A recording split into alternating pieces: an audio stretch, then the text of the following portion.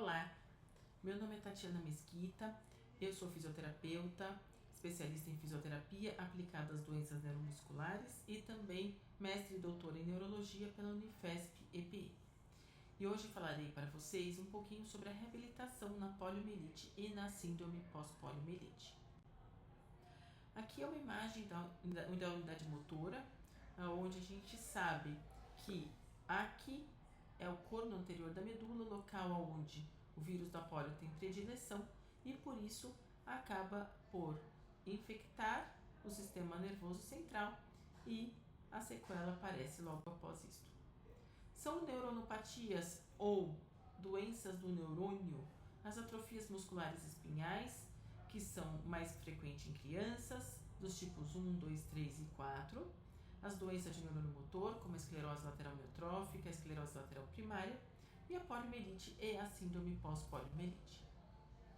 A poliomielite, então, ela é uma doença viral, uma infecção viral, onde o vírus da polio entra em contato com o sistema nervoso, fazendo assim a infecção e uma sequela logo após, o que leva à sequela mais tardia e possivelmente, para muitos dos casos, a síndrome pós-polio após muitos anos da polio aguda. Como a gente está falando para pessoas não só do Brasil, mas também pessoas de fora do Brasil, eu vou falar um pouquinho sobre a poliomielite em São Paulo. Nós estamos aqui no estado de São Paulo, um estado mais populoso no Brasil, onde a gente consegue ter alguns dados epidemiológicos do que foi a epidemia, A gente conta de 1960 mais ou menos a 2002, onde a gente teve realmente o pico de casos em 1960, depois caindo e após a vacinação e as campanhas de vacinação ainda mais. A síndrome pós-poliomielite, então, ela é caracterizada pelo desenvolvimento de novos sintomas neuromusculares após um período de estabilidade, de pelo menos 15 anos da doença aguda. Sabe-se por estudos clínicos que uma média de 60% de todos os pacientes sobreviventes da polio sofrem por efeitos tardios da polio e a prevalência da síndrome pós-polio no Brasil é entre 70% e 77% em estudos epidemiológicos já realizados pela equipe. Aqui é um pouco da história dos pacientes da polio. Então, nascem com 100% de função. Essa função deteriora quando o paciente então contrai a poliomielite, depois um período de recuperação funcional, levando a recuperação funcional máxima, até que depois de uma média de 25 anos ou mais, ou pode ser menos, começam os novos sintomas. Ele vai procurar novos médicos, ortopedistas, reumatologistas, neurologistas, e com isso o sintoma vem de síndrome pós-polio ou simplesmente de efeitos tardios da polio. E quais são os sintomas da síndrome pós-polio? A nova fraqueza muscular, quer dizer, uma fraqueza muscular nova em grupos musculares previamente afetados ou não, uma nova atrofia muscular, fatigabilidade fácil, dores musculares e articulares, intolerância ao frio, dificuldades respiratórias, alteração de sono, entre outras. 2002 foi a primeira descrição das características clínicas da síndrome pós-polio no Brasil, feita pelo Dr. Acari Souza Bulho Oliveira, neurologista, que conduziu esta primeira pesquisa. Esse foi o artigo publicado logo depois dessa pesquisa, onde representa a representação de uma média de 70% da síndrome pós-polio em pacientes com poliomielite prévia. Os aspectos clínicos de estudos no Brasil. A fraqueza muscular nova, ela é a mais prevalente, com 68%, depois a dor muscular, a fadiga, a atrofia muscular, e assim vocês percebem uma diminuição conforme a gente está detalhando, mas são importantes também destacar a questão de uma intolerância ao frio, depressão, ansiedade, que estão presentes também na síndrome pós-polio. As pesquisas, eu vou falar um pouquinho, as pesquisas conduzidas pelo Dr. Acari e pelo Abraão também, eles, então, avaliamos 167 pacientes no Brasil, com idades variando de 14 a 72 anos, com uma média de idade naquele momento de 46 anos, uma mediana também 46 anos. Mais prevalente mulheres do que homens, mais prevalentes também pacientes de raça branca, mais prevalente também a quadriplegia como a sequela da polio aguda e a síndrome pós-polio aparecendo aí em 77%, como eu descrevi logo no início. Quanto ao tipo da polio aguda, a maioria 74% de forma espinhal. A sequela atual mais prevalente, a quadriparesia, né? E agora vou falar um pouquinho para vocês sobre a fisiopatologia da síndrome pós-polio. Então, aqui nós temos um neurônio, com o corpo do neurônio no corpo anterior da medula, seu prolongamento e sua inervação ao músculo. O poliovírus está aqui, está chegando, ele infecta então o corpo no anterior da medula, levando a uma desnervação desse ramo do neurônio, ele desnerva até que essa musculatura começa a ficar atrofiada. Depois disso aqui é o processo de recuperação ou reinervação, né? Importantíssimo para nós fisioterapeutas, porque é decorrente desse mecanismo do sistema nervoso que a fisioterapia tem um grande sucesso, principalmente nas afecções neurológicas. E assim o paciente viveu a sua vida toda dentro dessa recuperação, né? Dentro dessa musculatura recuperada pela reinervação. E a síndrome pós-polio é a degeneração desse novo ramo, levando então a uma nova fraqueza muscular. Quando a gente compara a perda muscular, a gente tem em pessoas típicas saudáveis, sem poliomielite, uma perda de 2% de função muscular por década até os 60 anos, depois uma média de perda de 5% por década. Para quem teve polio, a gente já sabe que depois da síndrome pós-polio começa a perda de força e fadiga em 2% ao ano. E para isso o que nós necessitamos, né? Uma equipe multidisciplinar com todas essas especialidades que vocês estão vendo e principalmente, como os primeiros sintomas são motores, a fisioterapia é uma das primeiras que entra. Claro, eu sou fisioterapeuta e acabo sim por puxar um pouquinho de sardinha para o nosso lado e é o que eu vou falar daqui para frente. A avaliação fisioterapêutica, ela deve conter, por exemplo, quanto foi a perda funcional na fase aguda e quantos anos esse paciente tinha. Depois, a recuperação, quanto recuperou, quais as funções recuperou. As funções foram todas restabelecidas? Houve o uso de órteses? Não houve? O uso de auxiliar de marcha? Sim, não. Fez reabilitação? É importantíssimo. Também, quando agora começam os novos sintomas, essa nova perda funcional, mas os novos sintomas, quais são? É importante descrever e desde quando. Aqui nós temos fotos meramente ilustrativas da reabilitação no passado, né? O uso dos tutores longos com cinto pélvico, a famosa hidroterapia, que muitas vezes era feita somente com a imersão de um membro à água. E algumas características clínicas importantes que a gente vê, né?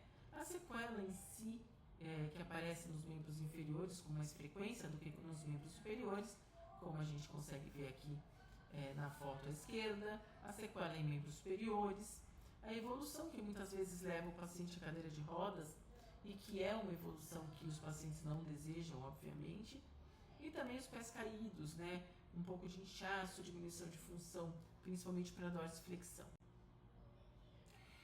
Mas na maioria dos casos, como isso começa, né? Começa com dores nos ombros, decorrente principalmente do uso das bengalas, das muletas, né? Aquela marcha claudicante com uso maior do músculo quadrado lombar. E também acontece muito isso pelo pé equino, né? O pé começa a cair e com isso existe sim a possibilidade, né, de ter que levantar um pouco mais essa perna para dar o passo e isso vai levando a uma sobrecarga maior e as dores começam a aparecer. Então nós temos aqui muito claramente o que eu acabei de dizer, né? O apoio aumentado com bengalas, muletas, o uso do quadrado lombar e o uso de órteses. E mais ou menos funciona da seguinte forma, né? O paciente procura um fisioterapeuta que manda para um médico, ele chega ao neurologista e muitas vezes é diagnosticado com a síndrome pós-pólio.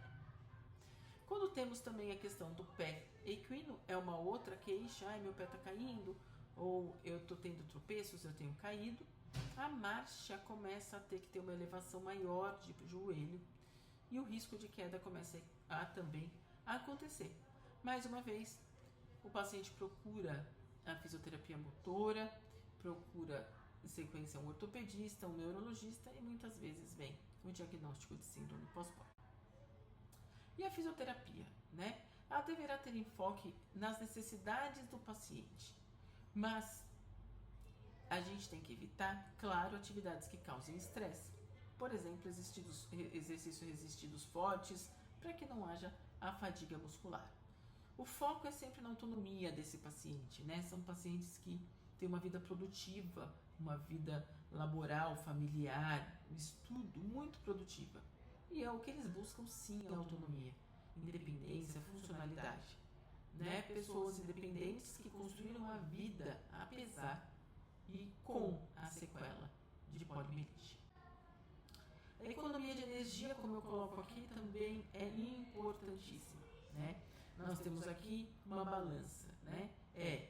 Eu faço sem me causar nenhum tipo de fadiga e dor exacerbada. Por outro lado, eu tenho que buscar o equilíbrio, porque não fazer nada me leva a uma questão que chama-se hipotrofia, quer dizer, eu perco, né, que é o imobilismo, e fazer muito me causa fadiga. Então, o equilíbrio nesse caso, ele é muito importante. Os fatores que podem interferir na reabilitação dos pacientes, né? A progressão natural da doença, quer dizer, em que momento está, né, essa doença, a época de início da fisioterapia, a motivação e a cooperação do paciente e o grau de deformidade e fraqueza muscular no início do tratamento.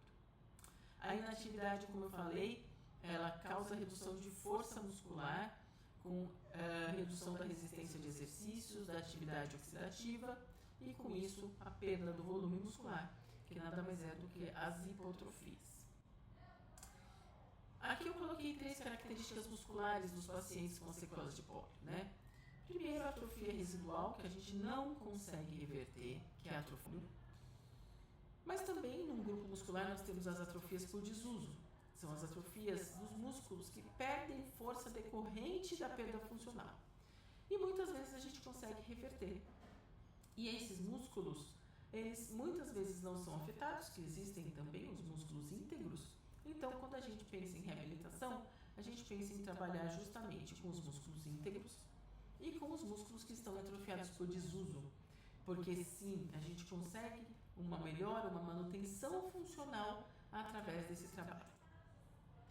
Evitar a atrofia por desuso é importantíssimo, então como fazer isso? Mantendo uma tensão máxima diária de contração muscular em mais ou menos 20%, fazendo as atividades de vida diária o quanto puder, paciente com marcha, estimular a marcha, estimular o uso de órteses por ortostatismo e mobilização, principalmente quando existir qualquer procedimento cirúrgico.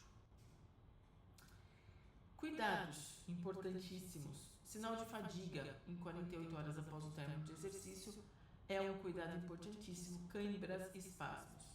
Né? Qualquer sinal de cansaço excessivo, fadiga, é um sinal que a atividade física foi excessiva. E o limite da fisioterapia é o paciente que dá. Né? Não usar a eletroterapia para estimulação de contração muscular, usar a força do próprio músculo, pode usar elásticos, pode usar bola, pode usar várias questões, mas não a eletroterapia. Agora, aprofundando um pouquinho mais para a fisioterapia aquática, a gente tem aqui os objetivos, né, que é restabelecer ao máximo as atividades possíveis à recuperação do paciente. Existem métodos que os fisioterapeutas conhecem muito bem. Um pouquinho voltando ao histórico, nós temos aqui o Warm Springs, na Geórgia, né, o local onde os pacientes eram atendidos na época de Roosevelt e que já tinha então o emprego do exercício aquático para recuperação e reabilitação do paciente. Aqui um pouquinho de fotos um pouquinho mais atuais, né? E aqui o idealizador e a pessoa que mais divulgou naquele momento a fisioterapia aquática, que foi Franklin Delano Roosevelt, que teve poliomielite aos 39 anos, né, em 1921, e que gostava muito e que se sentia muito bem em se tratar em Warm Springs. Muito bem, falando do exercício aquático agora, por que o exercício é feito na água, né? Primeiramente, porque o exercício ele tem que ser um facilitador. Então, o importante é que a gente sempre saiba o que a gente quer com esta reabilitação, né? O custo-benefício tem que ser bom, tem que ser um benefício maior do que o custo. Então, para isso, o que a gente propõe, né? O exercício em água decorrente de alguns princípios físicos da água que levam a efeitos terapêuticos. Por exemplo, o empuxo é a força de baixo para cima, né, que é contrária à força da gravidade e que leva à facilitação para as amplitudes de movimento, por exemplo, para movimentos que são difíceis de vencer a gravidade. A flutuação, que é a diminuição do nosso peso em água e que facilita o manuseio, facilita o trabalho de marcha, facilita todas essas questões. A pressão hidrostática, que é a força concêntrica da água contra o nosso corpo, né? Quando ela está sobre o tórax, existe um trabalho respiratório muito importante sendo trabalhado, e do corpo, maior essa pressão é embaixo, onde estão nossos pés, do que em cima, facilitando também a parte circulatória. A temperatura da água deve estar entre 32 e 34 graus. 31 graus é uma temperatura fria para os pacientes que têm as sequelas de pólio e a síndrome pós-pólio, pela intolerância ao frio. E mais do que 34 graus é uma água que já serve muito mais para um relaxamento, levando o paciente a uma moleza e tudo isso. Então, ideal é uma temperatura entre 32 e 34 graus. A viscosidade, que é a resistência aos movimentos aumentada, faz com que quanto maior a velocidade que a gente impõe ao exercício, maior a resistência a ele empregada. Então, eu quero fazer um relaxamento, eu faço um movimento lento. Eu quero um exercício mais forte, eu faço um exercício mais rápido. E o fator psicológico, né? Um tratamento fora de casa, um tratamento muitas vezes com outras pessoas, o que facilita toda a questão também de convivência e socialização.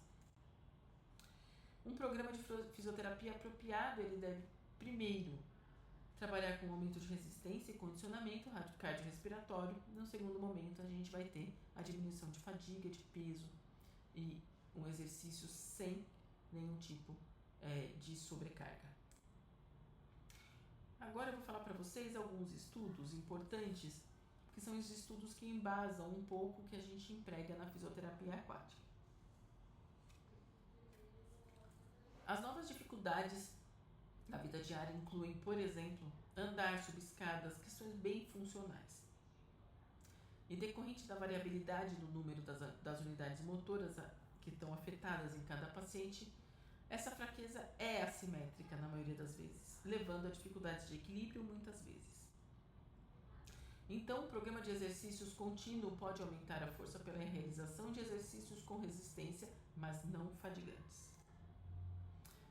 Também, um treinamento de esforço com intensidade moderada preserva a unidade motora e melhora a condução motora voluntária. Os exercícios aeróbicos são importantes e muitas vezes levam a elevações na absorção máxima de oxigênio, o que ajuda muito o condicionamento do músculo.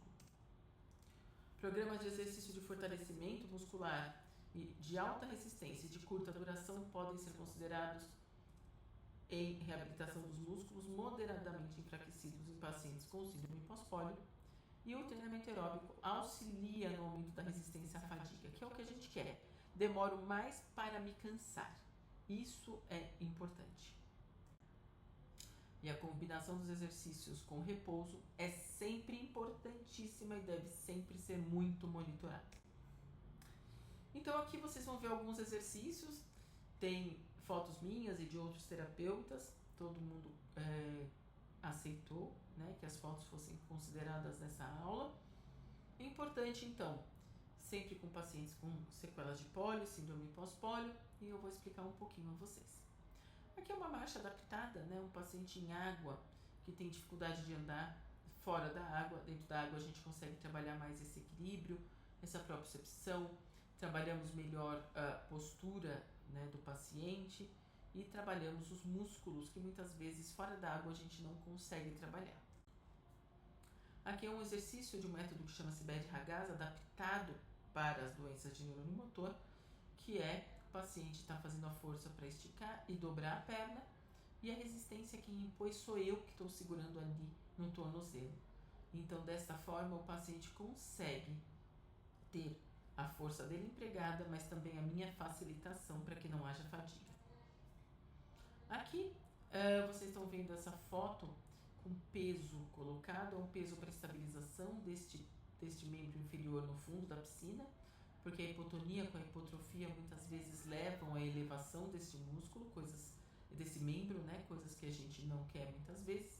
Então, um peso de 1 a 2 quilos, que além de trazer estabilidade ao movimento, mantém o pé no fundo da piscina.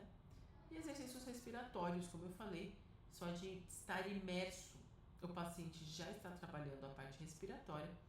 Então, quando a gente faz a exalação oral e nasal, a gente contribui muito para a manutenção da integridade dos músculos também respiratórios. Aqui, um pouquinho de alongamentos, eles podem ser feitos tanto com o paciente em pé como o paciente deitado. Aqui na primeira foto, um alongamento de musculatura de quadril posterior, na segunda, de braços anterior. Também exercícios de trocas posturais, né? O paciente da posição deitada, como eu estou na primeira foto, ele senta com rotação de tronco, trabalhando toda a musculatura de abdominal baixo, também rotação de tronco. Isso sempre sem fadiga. Deslamento de coluna para pacientes principalmente que têm tipo de curvatura, como escoliose, né? Alongamento pode também ser feito com auxílio de flutuadores. Mais uma vez, exercícios aeróbicos de respiração. O treino de ortostatismo, também com esse paciente, o peso no fundo para manter o pé no chão e pedir para ele andar olhando para o umbigo, quer dizer, com esse suporte, para que ele consiga ter o exercício bem executado e sem aquela antiversão de quadril, quer dizer, aquele aumento da curva lombar. Marcha, movimentos estáticos, movimentos de controle de tronco, de flexão de joelho. E algumas particularidades importantes, por exemplo, a entrada na piscina, né? Muitos pacientes falam que não fazem exercício em piscina justamente pela dificuldade de entrar e sair. A entrada pela borda é uma opção, e é uma opção também a gente conseguir que o paciente faça a entrada e a saída. Não consegue, precisamos então de uma escada, ou de uma escada horizontal e de uma rampa. Não consegue, tem que ser feito pelo elevador. Porque não adianta o paciente fazer todo esse exercício, todo bem monitorado, se no final ele tem que fazer um esforço imenso para sair dessa piscina. Aí a gente começa a pensar claramente, justamente, também no custo-benefício do exercício da piscina. Particularidades também, pode ser feito o aquecimento com esses tipos de flutuadores para que a gente trabalhe as atrofias e as compensações musculares. Também para mobilização, o paciente que tem uma boa força pode usar peso nos membros superiores. Também para que seja estabilizado e outros, nesse caso a gente tem o uso de flutuador, para que uma manutenção de equilíbrio e de movimentação de tronco e de membros inferiores. Particularidades, né? Eu coloquei aqui o tronco. O tronco é o nosso equilíbrio, né? O nosso core. Ele é a parte que a gente precisa muito para que tenhamos equilíbrio. Então, são exercícios aí mostrados, exercícios de membros inferiores como alavanca e de membros superiores como alavanca. Alongamentos de todas as formas, também estão aí demonstrados para vocês. relaxamento, que é uma delícia e deve ser feito ao final de uma sessão, né? O paciente ele usou toda a gama muscular que ele tinha e ele precisa sair bem desse exercício, então sim, usar um relaxamento faz parte e é muito bom. E para pacientes traqueostomizados com necessidade de uso de traqueostomia, de uso de ventilação em piscina, também pode ser feito, claro, nunca molhando a região da tráquea, também levando o ventilador para a piscina, para que a gente consiga que o paciente tenha liberdade e ao mesmo tempo ele consiga entrar e sair da piscina sem a fadiga, então ele tem que estar ventilado, ele tem que estar com a ventilação junto com o dele, e aí os exercícios são os mais variáveis dentro da qualidade motora e da quantidade de força que ele consegue empregar, mas sempre para que ele já possa sair da piscina melhor e mais funcional, com exercícios trabalhados e relaxado do que ele entrou. Esse é um trabalho que foi o meu trabalho de pós-graduação em fisioterapia aquática aplicada às doenças neuromusculares. Então, desde então e desse trabalho, a gente tem uma consideração pelo tronco, pelos exercícios de tronco muito maior. O exercício, então, ele pode ser também realmente um fator muito importante para psicológico, emocional, amizade, pessoas que se conversam, e aí é uma das fotos dessa alegria que muitas vezes acontece, né? Troca de experiências. Também o trabalho pode ser feito, nós fizemos esse trabalho de avaliação de capacidade respiratória em piscina, então a pesquisa trazendo a informação da importância da pesquisa. E aqui é para deixar para vocês uma informação, né? Existe um manual de exercícios aquáticos aplicados a pacientes com síndrome pós-pólio.